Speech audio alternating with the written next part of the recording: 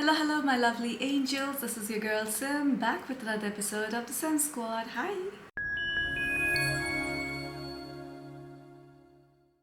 So today I have part 2 of the bridal collection. These are my choices for your Middle Eastern girlies, your Asian girlies who prefer more traditional approach to Middle Eastern perfumes for their wedding. I will put this disclaimer one more time that these are my selections. These are the perfumes I would wear if I was to do it all over again. I would wear one of these perfumes if I was wearing a traditional Middle Eastern dress or a South Asian dress or something with like loud colors or something. Another disclaimer is that there are going to be a lot of oud perfumes in here because these are of course your traditional Middle Eastern bridal perfumes. I have 15 perfumes for you today, so I'm going to start very quickly. And of course I had to start with Shaghaf Oud by Swiss Arabian. I picked the OG, not the elixir. Now if you remember, I prefer the elixir now for general wear, but if I were to suggest this for a bride, it would definitely be the OG because this one is more traditional. It's a little bit more on the beast mode side. This lasts longer. Plus this is a very traditional perfume, but it has like a whole lot of vanilla in it. It is traditional, it is sweet, it reminds you of festivities, it reminds you of it just makes me feel like it's a celebration. The top notes for Shaghaf Oud are saffron, middle notes of agarwood and rose, and the base notes of again agarwood, praline and vanilla. Now this one is a very strong gourmandy perfume. Why I chose this one over the elixir was simply because this is like, it's just a little bit more heavy on the rose and agarwood as opposed to vanilla. The elixir I do feel is a little bit more gourmand. This is supposed to be an inspiration for Lancome's Oud bouquet. Because it has that saffron and rose, it kind of smells like your Turkish delight along with some oud and then a whole lot of sweet notes of vanilla and praline. It's a very simple perfume. If you smell it, you'll just know like it's a very basic perfume. Just because it has oud in it and praline and vanilla, you feel like maybe it's more complicated, but honestly when you smell it, you do literally just smell the agarwood, the rose and a whole lot of gourmand notes. The projection for this is at least 3 feet. The longevity is 8+ hours for sure. My rating for this is 10 out of 10, guys. Like I had given it 8 out of 10. I don't know if I made these notes like a long time ago and then not changed it. But when I'm smelling this again, it's just giving me a whole lot of nostalgia. It's like a very basic Middle Eastern fragrance with a gourmand twist. You know, whenever I make choices like this, there'll be multiple Shaghaf Ouds, right? So I have the Shaghaf Oud Aswad as well. Now this one has a twist, okay? So you do have your traditional mukhallat, which I told you before. Mukhallat simply means blend, and a blend of a generic Middle Eastern perfume would be your rose, oud, saffron, musk and amber. Then they usually add patchouli to it. Patchouli is also a very common ingredient that's added to these mukhallats. Then you have your little bit of flowers or woods, or maybe sometimes they add tobacco, leather or something like that, or incense, just to make it slightly more unisex or stronger, you know, which is the case with Shaghaf Oud Aswad. This is not for everybody because it's quite incensey. People might call it like a church or mosque or something because it does have that very strong incensey vibe. This is compared to Dolce & Gabbana's Velvet Tender Oud. Honestly, I haven't smelled that perfume, so I don't know how that smells. I can tell you how this smells like. It smells like magic. It smells like magic. Like if a bride comes in walking like with her heavy jewelry and her beautiful like colorful clothes, and when she's walking down the aisle, not always we walk down the aisle, but normally we do. Actually we do, yeah. It's always like the bride walking in and everybody's like, you know, in awe. And this is like, she will leave a trail of smoky beautiful perfume.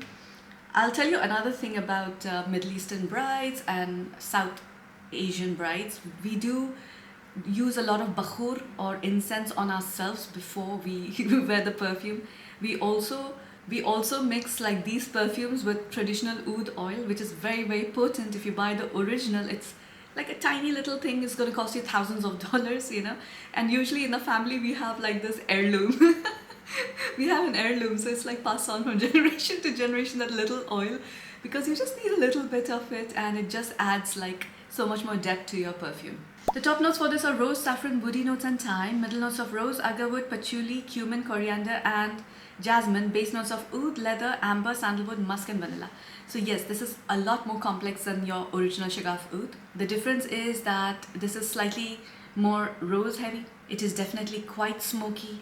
Don't get scared of the leather, although it's mentioned over here. If you think of it traditionally, like this does lean little feminine because it's quite sweet. The common denominator is of course the rose, saffron, oud, which is like present in both of these perfumes. But the patchouli and the incense is quite strong in this one. So when you smell this perfume, you'll immediately smell the patchouli. So if you don't like oud, if you don't like patchouli, don't go for this, you know.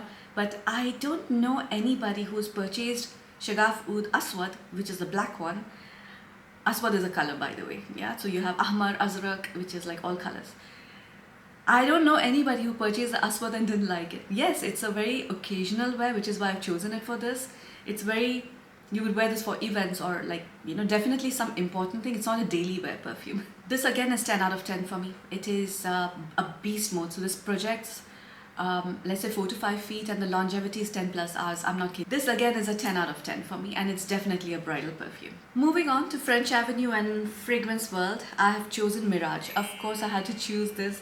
You guys know I've been obsessing over this perfume. Look at the amount of perfume I've already used up. It's a very, very beautiful fragrance. By the way, if you want to know the weather for all these perfumes, just automatically assume this is fall winter, because none of these perfumes are suitable for a daytime summer wedding because it's quite strong.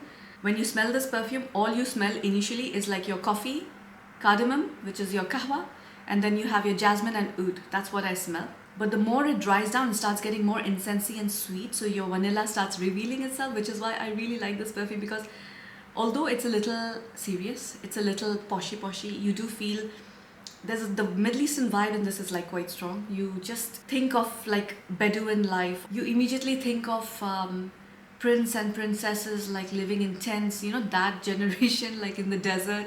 Kind of gives you that vibe. The top notes for this are cardamom and coffee, middle notes of jasmine, sambac, and the base notes of vanilla, incense, and oud. So very simple perfume.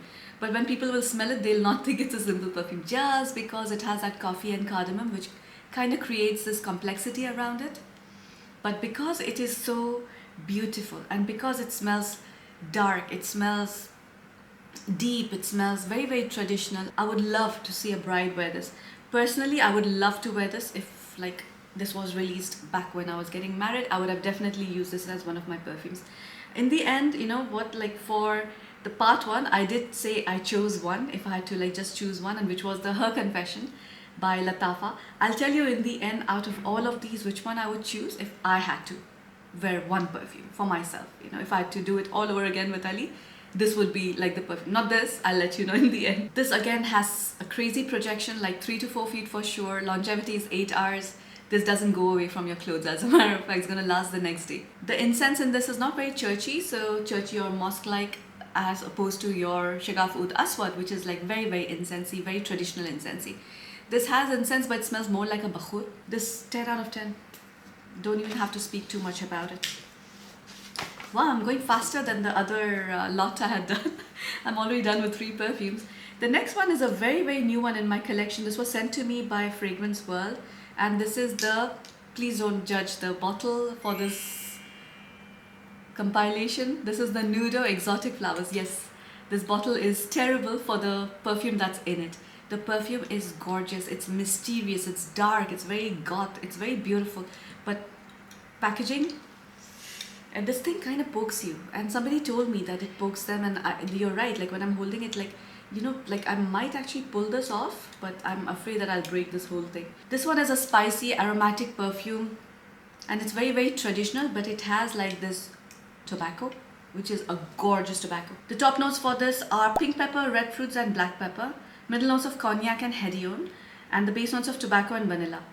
So while it is a very, very nice sweet perfume, it does have this tobacco, and it's like a sweet tobacco, and then it has a lot of fiery pepper. So you have your pink pepper, your black pepper. So it does like smell quite feisty, fiery in the opening. Once it tones down, it changes a lot. By the way, this is supposed to be an inspiration for Narcotic Delight. Once the spiciness settles down, you can smell the aromatic boozy notes and the tobacco. And slowly but surely the vanilla reveals itself, making it like a super sweet perfume. It is just stunning. I cannot explain how beautiful this perfume is. Think of your pepper, and initially, yes, it comes in a very fiery way. You have a little bit of your florals, and you definitely smell the booziness. But the pepper like starts dying down and starts like becoming very, very muted, but it's there. You still have a lot of your cognac, but then the vanilla and tobacco start revealing themselves and the florals get a little deeper and darker. It smells like a super complicated perfume. It's not. Once you know the notes and everything, I'm sure there are more notes in it which they have not mentioned. This projects to around 3 feet and the longevity is 8 hours for sure. The dry down, to die for. The next perfume I've chosen is from Rasasi. This is super, super traditional, and I don't remember the last time I wore this because it's catching dust. Look at the amount of dust on this bottle.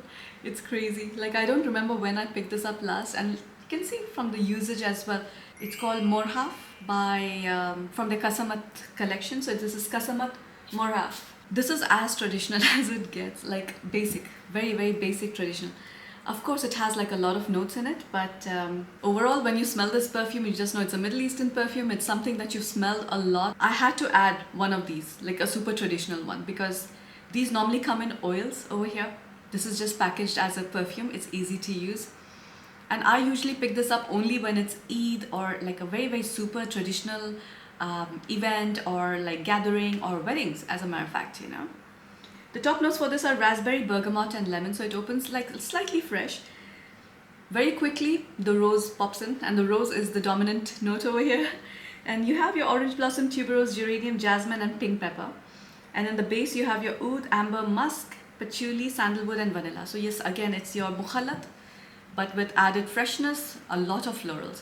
So this smells not unisex. It smells like a traditional Middle Eastern perfume, which is very, very leaning feminine.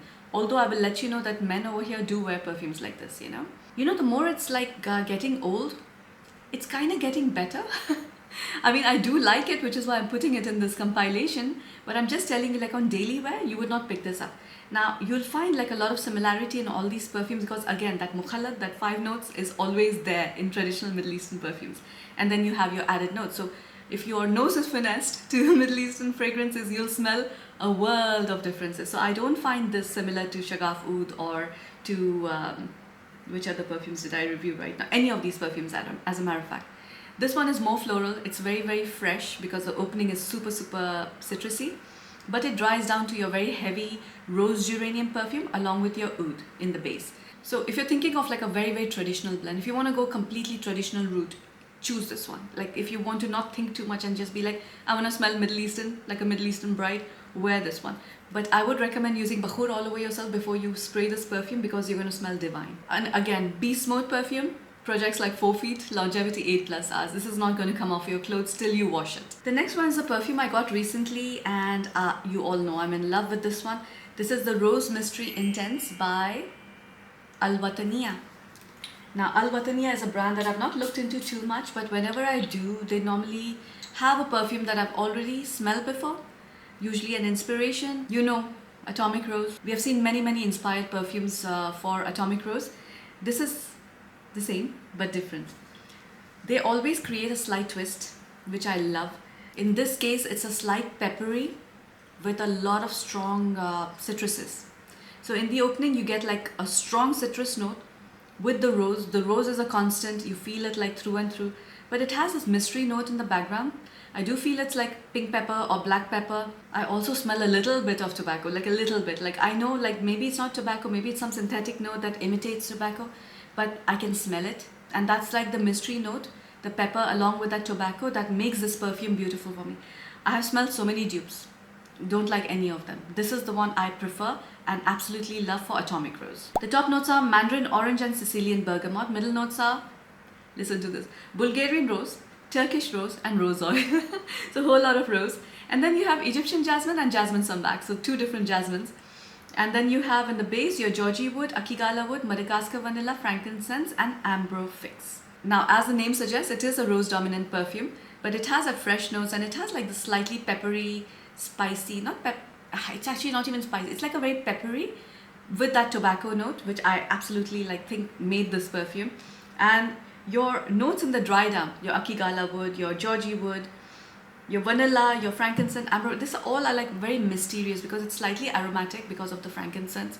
And then you have your gourmand, and then you have your very mysterious, dark, woody note. It's one of the prettiest perfumes I've smelled. It's like the prettiest dark, like think of the most beautiful vampire, if you must. You know, I know I keep giving references for vampire. The moment I think of a dark perfume, it's quite lame to be honest with you, but that's the first thing which comes in my mind. You know, the most beautiful vampire would smell like this. Like for a bride, she would smell very sexy, very attractive, but at the same time she's very demure as well. Like it's a weird combination because it's bold but demure at the same time. It's a very good mix of soft, dark, feminine together. This one again, longevity 8 hours, projection is like 2 to 3 feet. It doesn't project too strongly, but it'll create a good scent bubble around you. Massive 10 out of 10. Like so gorgeous, this perfume. A+. Okay, I need to go a little faster, so I just jinxed myself when I said, oh, I'm doing it so fast. Yeah. From Khadlaj, I just have one perfume this time, and this will be the Karus Amber Gold. This is kind of like a mixture between Matière Noir by Louis Vuitton and your Noir de Noir.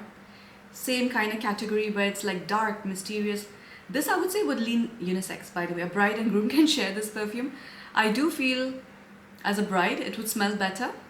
As a traditional Middle Eastern bride. Guys, that's why I made a separate video for the demure fragrances, because this and that is like north and south. Like there's no comparison between the two. Like people who wear like traditional white clothes and like, you know, like demure fragrances and everything, they will think this is very unrealistic for a bride. Like all these perfumes are super unrealistic for a bride. But for Middle Eastern brides, South Asian brides, this is normal. The top notes for this are blackcurrant and cyclamen, middle notes of rose, jasmine and narcissus, and the base notes of oud, incense, benzoin and patchouli. This goes into a very dark roseberry territory. Think of the most beautiful combination of blackberry, jasmine and rose being the dominant note, along with actually the blackcurrant as well. And in the base you have your incense, your oud, your vanilla and your patchouli. Now as opposed to Matière Noir, which smells like a after the rain perfume, like a dark goth perfume, which is like kind of almost like you sprayed a perfume in a wet cave or something. This doesn't smell of like that wet cave or wet earth vibe. That petrichor is not there, but you do have like a very strong patchouli in this. The oud and incense are very toned down, by the way. So you smell more rose, jasmine and your blackcurrant. As it dries down, it starts getting much sweeter than the oud reveals, along with that like little incensey note.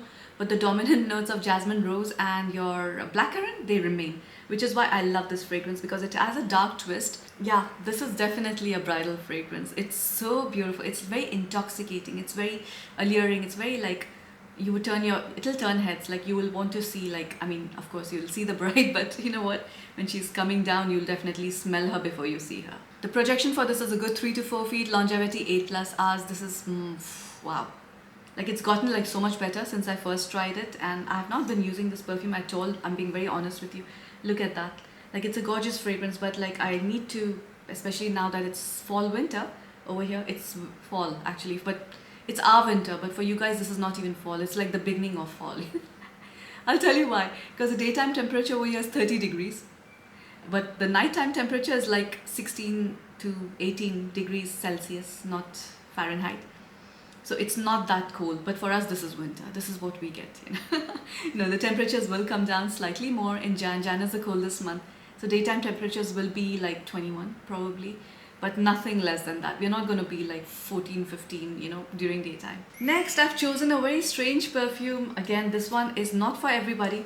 As a matter of fact, I've sprayed it on my hands because I was not too sure if I want to include this. But then I was like, you know what, if a bride wants to smell very unique, Leen.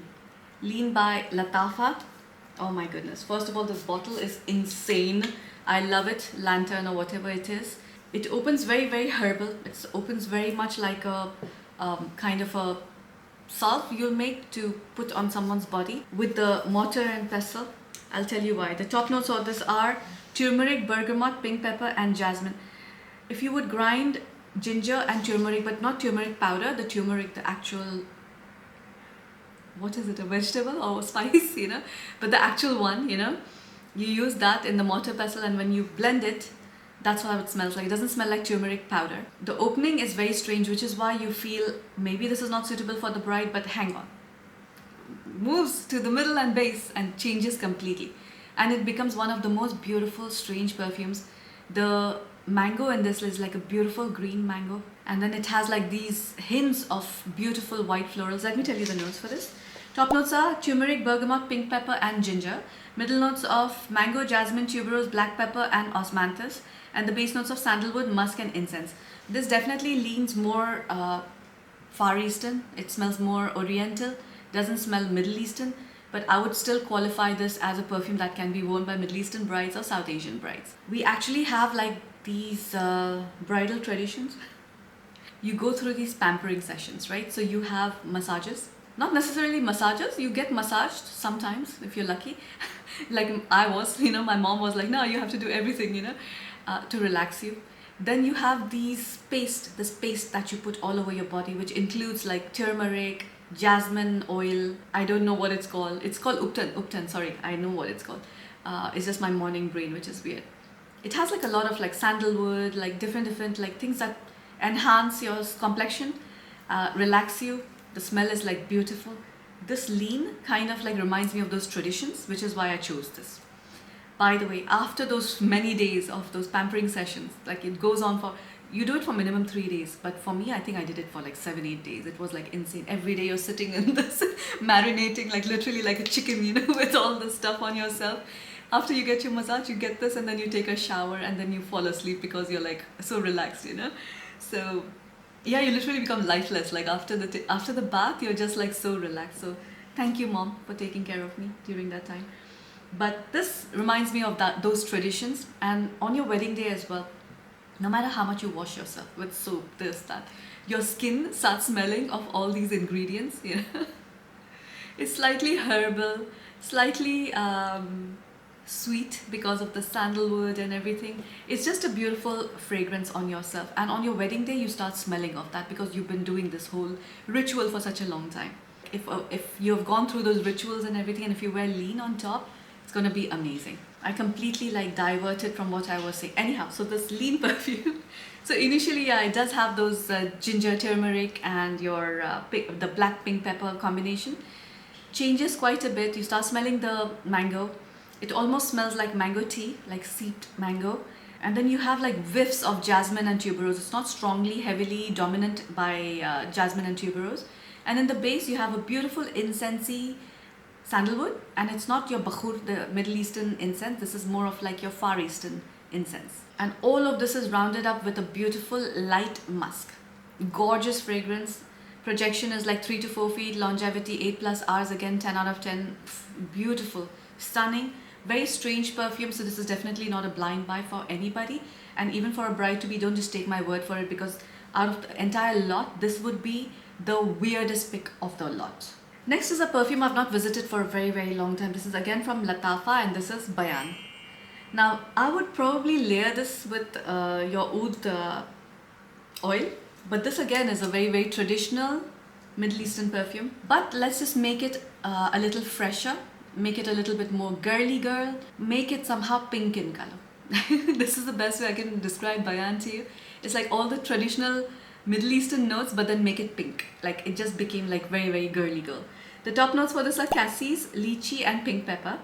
Middle notes of praline, rose and cardamom, and the base notes of musk, vanilla and oud. Look, honestly speaking, this smells to me like the mukhallat. It literally reminds me of the rose, saffron, oud. You have a little bit of incensey vibe as well, although they've not mentioned incense over here. But you have like this hint of pink pepper and cardamom, which make it a little spicy and very fresh in the opening with your lychee. I do feel it there is a little bit of bergamot as well. But then in the dry down, you have your oud, praline and vanilla, which is like very gourmand. It kind of goes towards the dry down of Shaghaf Oud. So it just is like a very fresher, lighter version of Shaghaf Oud. With the opening of like when you have your lychee, you know how it changes a perfume, right? So it does, however, smell very close to Shaghaf Oud, but think of Shaghaf Oud as a very gourmand rose. So this is again a gourmand rose, but it's just a lot spicier and fresher. The projection is like 3 feet. The longevity initially was like 7 hours, but now I feel it's just like touched 8 hours. I will be wearing this perfume soon, but this again to me is like a traditional occasion wear, so that's why like some of these perfumes are untouched. But now once winter starts, like we will have a lot of gatherings, we'll be going out a lot and everything, and it'll be more suitable to wear perfumes like this. Also the wedding season is going to start, so everybody's going to get married, you're going to get invited to different occasions. So that's where you wear traditional perfumes like this. Now the next perfume is the perfume I would wear if I was to do it all over again. You guessed it right. If you did, it's Amethyst. You know that song by Sting, Desert Rose? And he talks about this sweet perfume. It's this. It's this. He was talking about this perfume. This is so gorgeous. Now to everybody who was getting the rubbery notes, I'm so sorry, but in the beginning, even for me, I think the first 3 months I was getting that rubbery note. It doesn't completely go away. It's just a part of the perfume, but it'll reduce a lot. The thing is, this is again supposedly a dupe for Atomic Rose, but it's not like it. It has some elements of it, but it's not completely like Atomic Rose. Your Rose Mystery Intense, this is closer to Atomic Rose, you know. The Amethyst is a goth, dark. Top notes are bergamot, pink peppercorn and blackcurrant.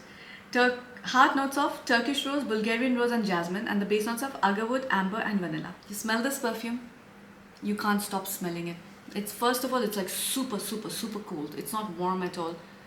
From the get-go, you get this coldness about it, which is why in my head automatically it turns very goth. But you have like blackcurrant and rose. Again, that combination of blackcurrant and rose is amazing in Middle Eastern fragrances. Yes, it is definitely slightly gourmand because it has that vanilla in the base. But that initial bergamot and pink peppercorn mixed with the blackcurrant and rose, that's where the entire magic is created. Plus, because it has that weird, slight, rubbery kind of oud, it's a very strange oud. The oud in this is so different, so weird. 100% some cheap oud, some synthetic one, which is definitely not like even considered to be oud by proper perfumers and everything. I don't care. It smells very good. And then the jasmine comes in, and the jasmine comes in quite strong in this one, by the way. So it's like rose, yes, for sure dominant, but right after the rose, it's oud and jasmine competing with each other. And then the base, you have like the sweetness of vanilla. It's gorgeous. I love the fact that they did not add anything earthy in this. It'll suit that vibe of wearing like a nice colorful dress with your like loud makeup, with all the jewelry, and contending like to be the best perfume in the room. For me, it's like Majd Al Oudh Amethyst by Latafa.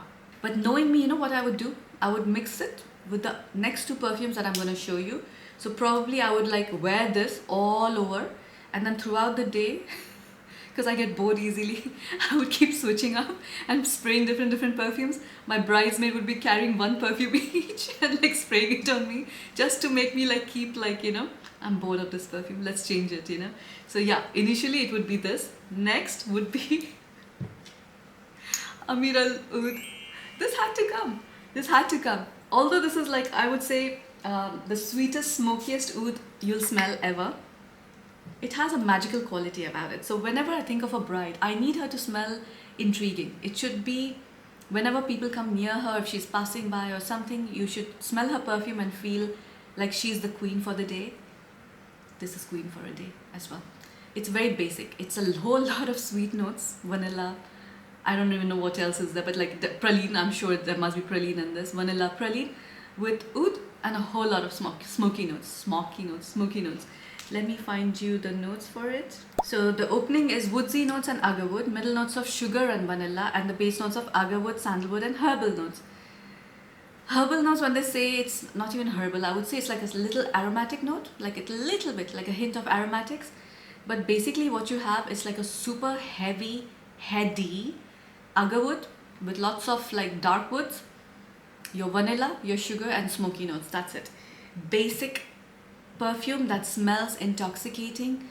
It reminds me of this bakhur we used to get from, I have these cousins who are from Yemen, and they make these bakhurs, and that bakhur is made from sugar. So you have like sugar as your base, and when you burn the sugar, that smell that comes from the burnt sugar.